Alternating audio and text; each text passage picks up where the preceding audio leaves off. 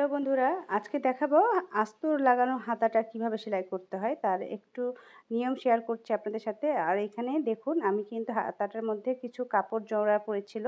সেই কাপড় জোড়া দেওয়ার অংশটাকে আমি ১ম এ সেলাই করে নেব।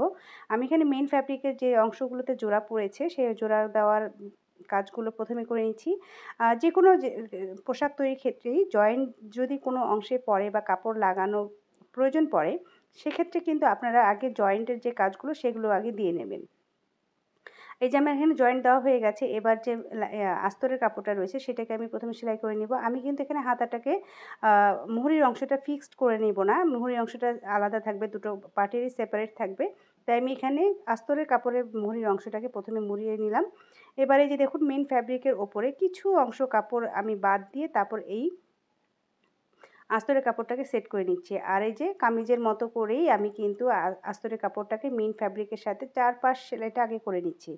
আর এই যে মুহুরির অংশে আমি কিছুটা মেইন ফ্যাব্রিক থেকে গ্যাপ রেখে তারপর কিন্তু আস্তরের কাপড়টা রেখেছি। আর এখানে দুটো কাপড়ই কিন্তু সেপারেট থাকবে মুহুরির অংশটাতে। এই যে দেখুন এবারে আমার চারপাশে সেলাই করা হয়ে গেছে। এবার যথারীতি নিয়ম অনুযায়ী আমরা যেভাবে নরমালি মানে হাতার জয়েন্ট করে থাকি সেভাবে জয়েন্ট করে নেব। আর তবে অবশ্যই বগলের অংশে সেলাই করার আগে বগলের পাটের সাথে মাপটা দিয়ে নেবেন। এই যে আমার কাজটা হয়ে গেছে। ধন্যবাদ।